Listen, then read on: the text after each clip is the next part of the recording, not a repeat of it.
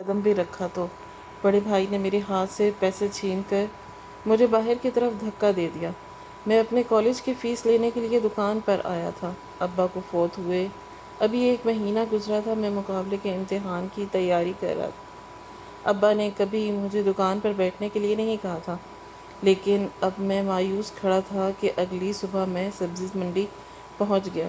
اپنا خواب پورا کرنے کے لیے مجھے مزدوری کرنی تھی، لیکن اسی وقت مجھے کسی نے پیچھے سے پکارا اور میں پتھر کا ہو گیا تھا، کیونکہ میرا دل دماغ بالکل کام نہیں کر رہا تھا۔ ایسا لگتا تھا کہ جیسے سب کچھ پتھر ہو چکا ہے۔ میں حیران ہو کر اپنے سامنے کھڑے آدمی کو دیکھ رہا تھا۔ ایسا کیسے ممکن تھا؟ میں کچھ کہتا اس سے پہلے ہی وہ شخص مجھے کندھے پر ہاتھ رکھتے ہوئے بولا، اس طرح اپنا آپ ضائع مت کرو۔ تم مزدوری کرنے کے لیے پیدا نہیں ہوئے، تمہیں افسر بننا ہے، تمہیں کامیابی حاصل کرنی ہے۔ ہمت اور لگن کے ساتھ اپنی کوشش جاری رکھو، مگر اس طرح مزدوری مت کرو۔ اس حال میں دیکھ کر میں خوش نہیں ہوں۔ میں کچھ کہتا اس سے پہلے ہی انہوں نے 1000 کے کئی نوٹ میرے سامنے رکھ کر جیب میں ڈال دیے اور مجھے دیکھتے ہوئے بولے کہ تم کل اپنے کالج چلے جانا، مجھے یقین ہے کہ تمہیں اسکالرشپ مل جائے گی، اور اپنا آپ کبھی بھی ضائع مت کرنا، کسی کی باتوں میں آ کر ضائع مت کرنا۔ تم بہت اعلیٰ انسان ہو اور ایک روز تم افسر ضرور بنو گے، یہ میری دعا ہے۔ میں مزید کچھ کہتا اس سے پہلے ہی انہوں نے میری آنکھوں میں دیکھا تھا۔ محض اللہ حافظ کے علاوہ انہوں نے اور کچھ نہیں کہا تھا اور خاموشی سے پلٹ گئے تھے۔ لمحہ لگا تھا اور میں ہوش میں آ گیا تھا۔ میں فوراً ان کے پیچھے لپکا تھا، مگر نہ جانے پلک جھپکتے ہی وہ کہاں غائب ہو گئے تھے۔ مجھے کچھ سمجھ نہیں آ رہا تھا۔ میں نے منڈی کے آگے پیچھے 4 گلیوں میں اچھی طرح جانچ کر لی تھی، لیکن وہ ہوا کی مانند فضا میں تحلیل ہو گئے۔ کچھ دیر کے لیے میں اپنی جگہ پر بالکل سن کھڑا ہو گیا تھا اور پھر سر ہاتھوں میں گرا کر زمین پر بیٹھ گیا۔ یہ میرے ساتھ کیا ہوا تھا؟ مجھے کچھ سمجھ نہیں آ رہی تھی۔ تھوڑی دیر بعد میں نے اپنا آپ سنبھالا تھا۔ یہ میرا وہم ہے، یہ کہتے ہی میں اپنی جگہ سے کھڑا ہو گیا، مگر میری بھاری ہوئی جیب اس بات کی گواہ تھی کہ یہ میرا وہم نہیں ہے بلکہ یہ حقیقت ہے۔ مگر یہ کیسی حقیقت تھی کہ مرا ہوا انسان زندہ ہو؟ اس سے زیادہ میں کچھ سوچ نہیں پایا تھا۔ تھوڑی دیر تک میں منڈی میں رہا تھا اور آگے پیچھے ہر جگہ میں نے چیک کیا تھا، مگر وہ کہاں گئے تھے؟ مجھے کچھ سمجھ نہیں آ رہا تھا۔ منڈی بہت بڑی تھی۔ اتنی بڑی منڈی میں محض ایک اکیلا شخص کبھی بھی کسی کو ڈھونڈ نہیں سکتا تھا۔ کافی دیر تک وہاں منڈلانے کے بعد میں نے گھر کی راہ لی تھی۔ مجھے معلوم تھا کہ میری ماں میری راہ تک رہی ہوگی۔ انہیں تو اس بات کا علم تک نہیں تھا کہ ان کی اولاد منڈی میں مزدوری کرنے کے لیے آئی ہے۔ میں کیا کرتا؟ میں بہت بے بس ہو گیا تھا۔ کالج کی فیس جمع کروانی تھی، وہاں سے لاسٹ ڈیٹ مل چکی تھی۔ میں نے بڑے بھائی کی دکان پر جا کر جب ان سے منت کی کہ مجھے پیسے دے دیں تو انہوں نے ہاتھ پکڑ کر مجھے دکان سے نکال دیا تھا کہ میرے پاس تمہاری فضول خواہشات کے پیسے نہیں ہیں۔ ابا مر چکے ہیں، اب محنت کرو اور اپنے بلبوتے پر تعلیم حاصل کرو۔ میں گھر کا خرچ اٹھا رہا ہوں، یہی کافی ہے۔ ان کے یہ جملے میری روح کو زخمی کر چکے تھے، مگر میں خاموش رہا تھا۔ ان کی بات غلط نہیں تھی۔ گیس، بجلی کا بل، گھر کا راشن، اوپری معاملات سب وہ اپنی دکان سے حل کر رہے تھے۔ اگر اس دوران میں بھی اپنی فیس کا مسئلہ لے کر ان کے سر پر نازل ہو گیا تھا تو یقیناً ان کے لیے پریشانی ہونی ہی تھی۔ اس لیے میں نے ساری رات ایک بات کا فیصلہ کیا کہ میں بھی تھوڑی مزدوری کروں گا اور پیسے جمع کر کے کالج کی فیس جمع کر دوں گا، تاکہ امتحانات کے وقت مجھے بالکل بھی پریشانی کا سامنا نہ کرنا پڑے۔ مگر اس واقعے نے میرے رونگٹے کھڑے کر دیے۔ میرا دل دماغ بالکل کام نہیں کر رہا تھا۔ ایک لمحے کے لیے دل کیا کہ بھائی کی دکان پر جا کر انہیں سارا معاملے سے آگاہ کر لوں، مگر مجھے معلوم تھا کہ بھائی کبھی بھی میری بات پر یقین نہیں کریں گے، بلکہ وہ الٹا مجھ پر ہی برس پڑیں گے کہ تم پھر میری دکان پر اپنی منحوس شکل لے کر آ گئے، دفع ہو جاؤ یہاں سے۔ کل بھی انہوں نے اسی طرح سب کے درمیان میری انسلٹ کی تھی۔ میں انسان ہوں، زیادہ بے عزتی برداشت کرنے کی ہمت مجھ میں نہیں تھی۔ میں سیدھا گھر آ گیا۔ میرے سوچنے کے بالکل ٹھیک مطابق اماں چارپائی پر بیٹھی اور میری راہ دیکھ رہی تھی۔ مجھے دیکھتے ہی وہ اپنی جگہ سے کھڑی ہو گئی اور میرے ماتھے پر پیار کرتے ہوئے بولی کہ میرا بیٹا کہاں چلا گیا تھا؟ تمہاری اماں عدت میں ہے اور کم از کم میری پریشانی کا تو خیال کرو، میرے پاس رہا کرو، ہر وقت مجھے تمہاری فکر ستاتی رہتی ہے۔ تمہارا بڑا بھائی تو دکان پر ہوتا ہے مگر تم آگے پیچھے ہو کر میری جان حلق میں اٹکا دیتے ہو۔ تمہیں معلوم ہے نا تمہارے ابا کے بعد میرا دل کتنا چھوٹا ہو گیا ہے۔ ان کی بات سن کر میں نے ہلکی سی جنبش دی تھی اور اماں کو لے کر چارپائی پر بیٹھ گیا۔ فی الحال میں نے انہیں دوست کے گھر کا بول کر خاموش کروا دیا تھا۔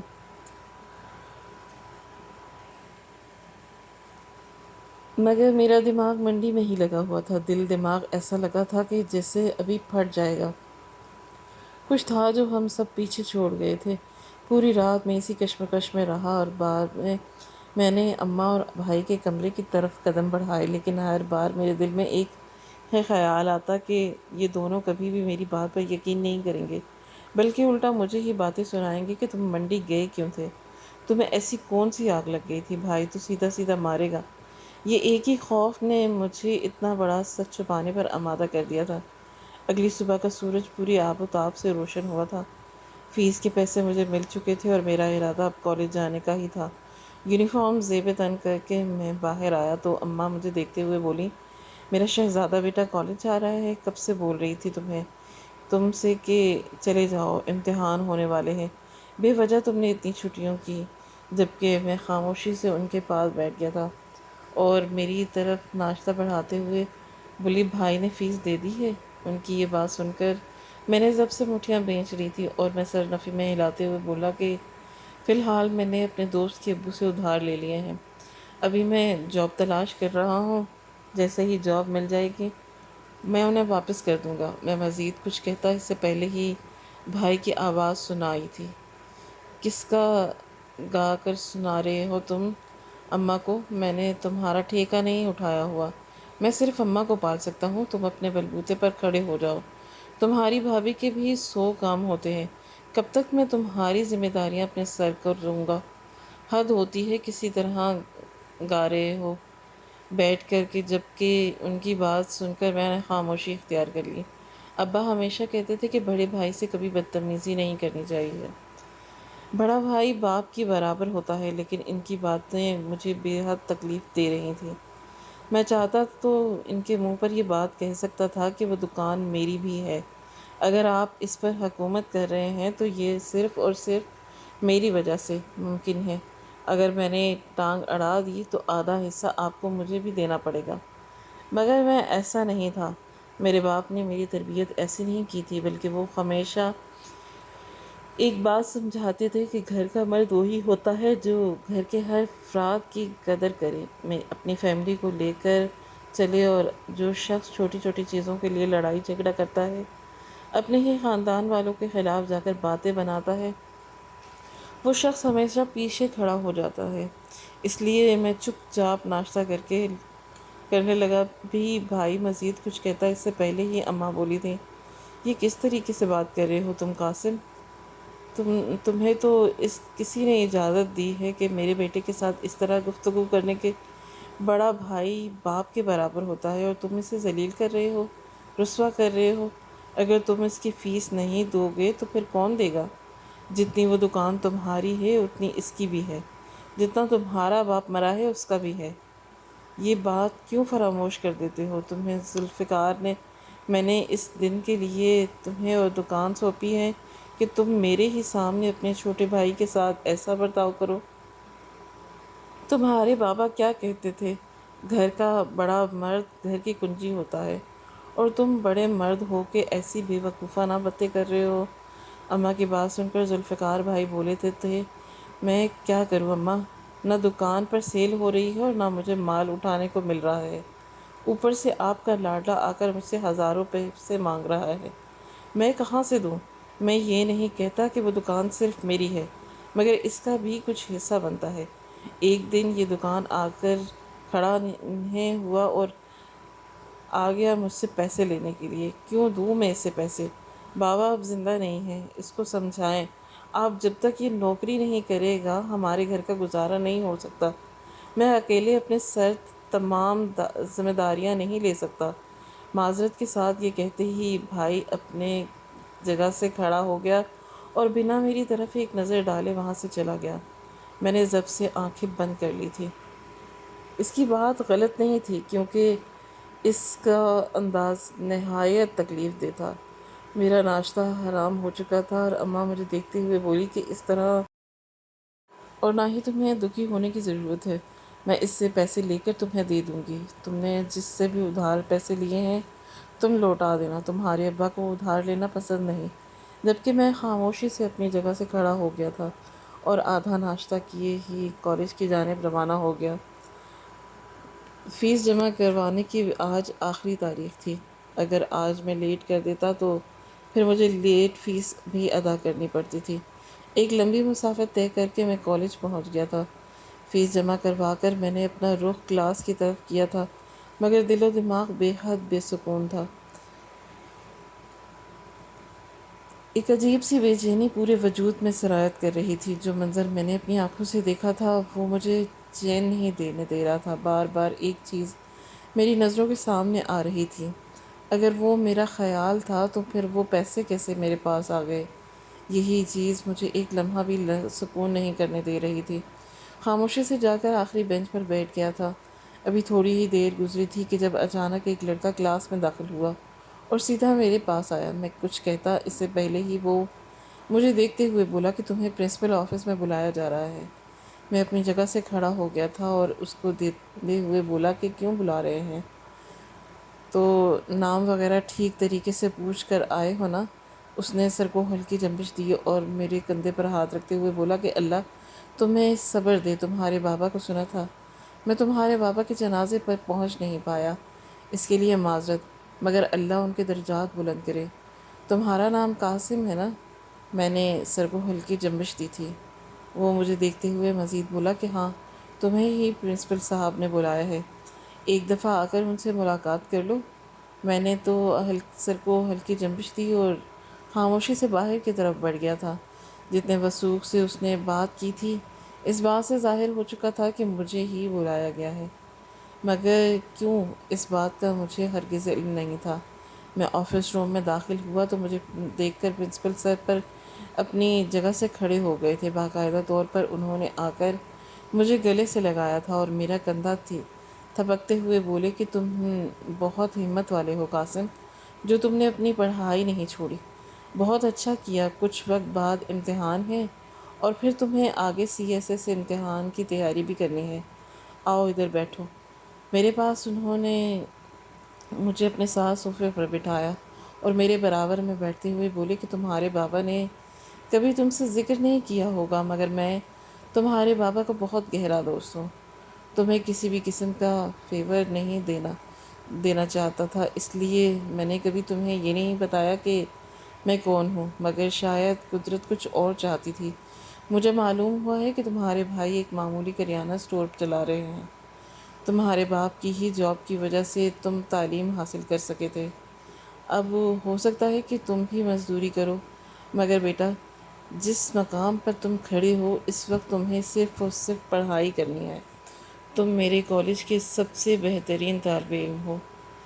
میری تم سے بہت امیدیں ہیں، اسی لیے میں نے فیصلہ کیا ہے کہ میں کالج فنڈ سے تمہاری اسکالرشپ دوں گا، جس کی بدولت تم آگے جاؤ گے، CSS پاس کرو اور تم ہمارے ملک اور ہمارے کالج کا نام روشن کرو گے۔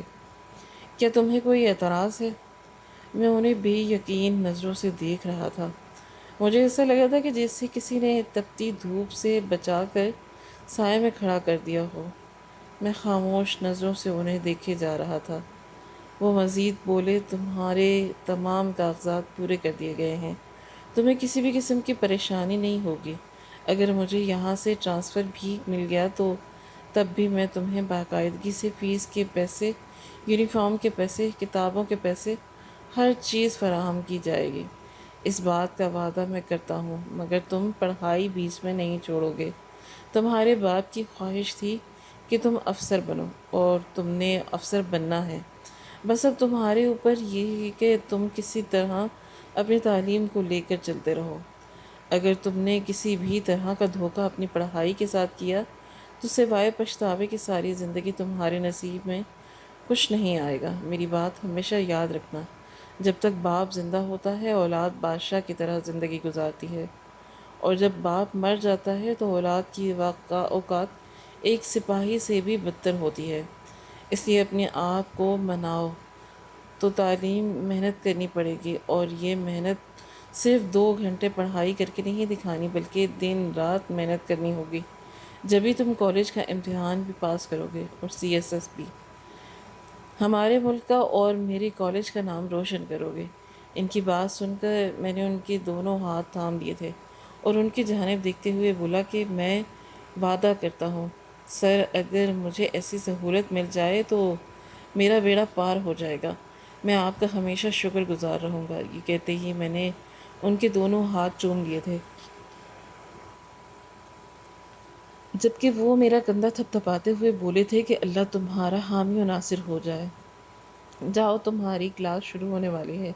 جبکہ میں ان کا شکریہ ادا کر کے اپنی کلاس کی طرف بڑھ گیا تھا، میری آنکھیں بار بار بھیگ رہی تھیں۔ تمہیں خدا تعالیٰ اس طرح بھی مہربان ہو سکتا ہے، میں نے کبھی سوچا بھی نہیں تھا۔ کلاس روم میں بیٹھ کر بھی بار بار آنکھیں بھیگ رہی تھیں۔ میں خدا تعالیٰ کا اس طرح مہربان ہو سکتے ہیں، میں نے سوچا بھی نہیں تھا۔ کلاس روم میں بیٹھ کر میں بار بار رو رہا تھا۔ اچانک ہی منڈی میں موجود اس شخص کی بات میرے کانوں میں گونجی تھی، تم کالج جاؤ، تمہیں اسکالرشپ مل جائے گی۔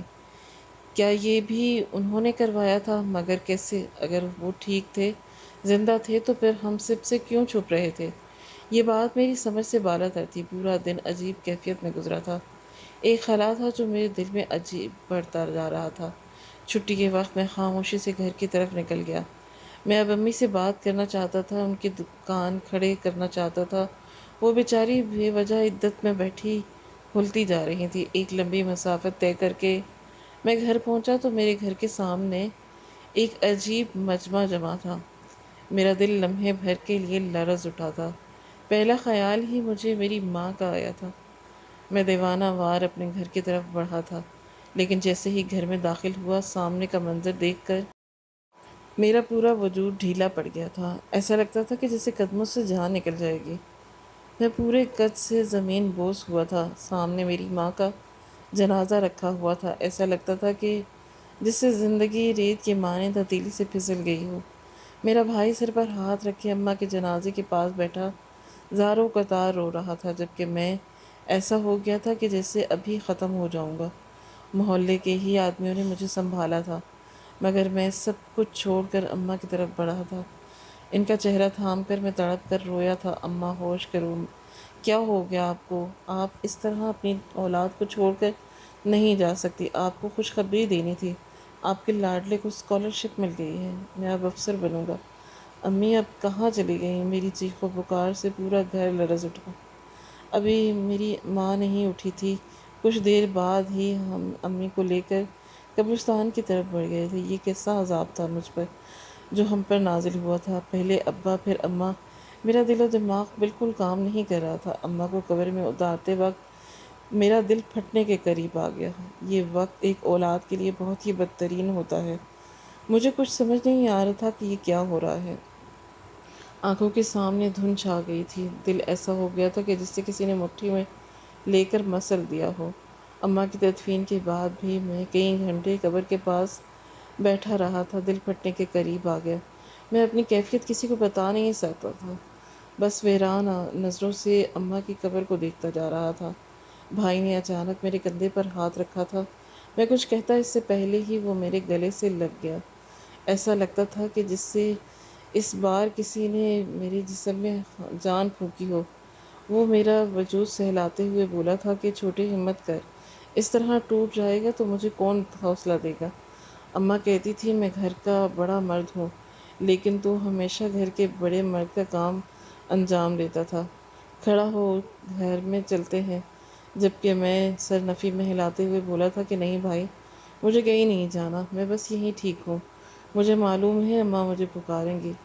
اگر انہیں کسی چیز کی ضرورت محسوس ہوئی تب میں کیا کروں گا؟ نہیں، مجھے کہیں نہیں جانا، میں اماں کے پاس ہی رہوں گا۔ مگر وہ زبردستی مجھے اٹھا کر گھر لے آیا۔ میرا دل بالکل ویران ہو چکا تھا، ایسا لگتا تھا کہ جیسے زندگی سے خوشی غارت ہو چکی ہو۔ میں اب تھک چکا تھا۔ میں نے فیصلہ کر لیا تھا کہ میں بھائی کو سب کچھ بتا دوں گا۔ میں اس کے کمرے کی طرف بڑھا تھا اور دروازے پر دستک دی تو بھابھی نے دروازہ کھولا تھا۔ میں ان کی جانب دیکھتے ہوئے بولا کہ بھائی کمرے میں ہیں۔ انہوں نے سر کو ہلکی جنبش دی تو میں اندر داخل ہو گیا تھا۔ سامنے ہی وہ بستر پر آنکھیں بند کیے ہوئے لیٹے تھے۔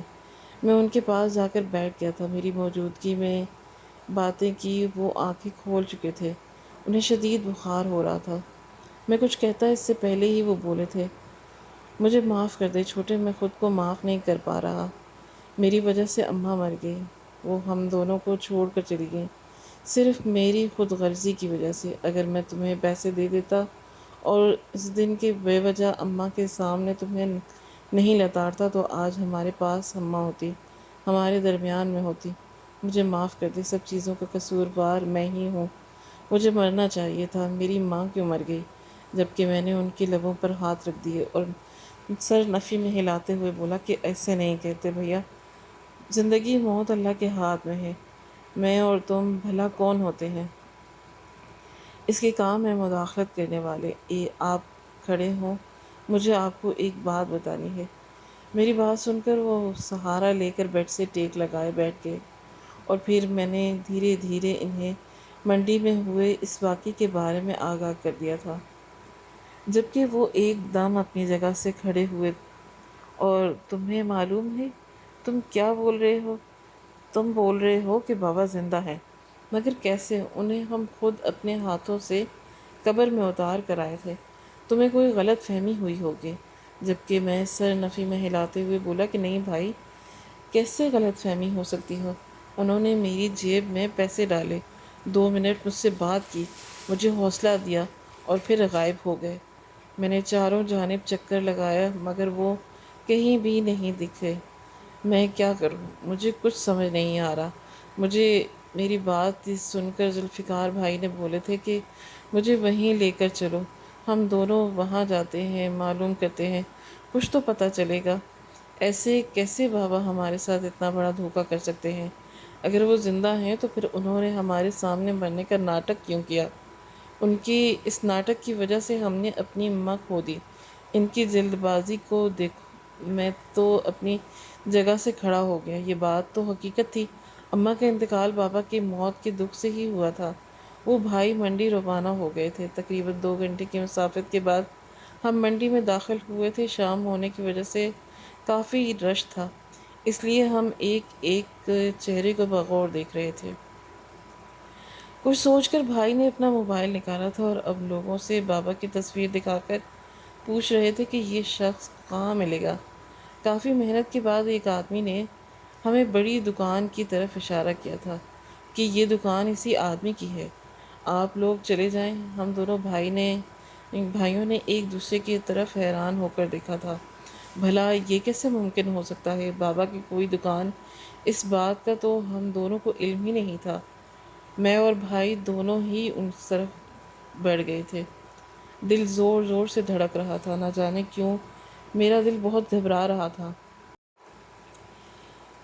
جو میں نے دیکھا تھا کاش وہ سچ ہو جائے۔ ماں کو ہونے کے بعد اب ایک چھوٹی سی آس تھی جو میں بجھنے نہیں دینا چاہتا تھا۔